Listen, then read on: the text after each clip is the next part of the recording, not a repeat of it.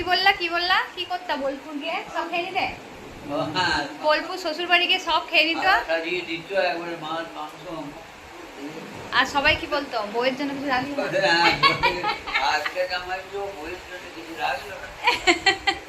কি জামাই গো মা, তোমার জন্য কিছু রাখতো না, সব খেয়ে নিতে বলছে। হ্যাঁ সব খেয়ে নিত, ভুলে গেছে সব। বাবা মার কাছে কিন্তু অনেক পুরনো গল্প মাঝে মাঝে শোনা যায় আর শুনতে বেশ ভালোও লাগে। আর আমাকে কি বলতো পাড়াতে সবাই বলে দাও একবার। কেন এটুলি বলতো কেন?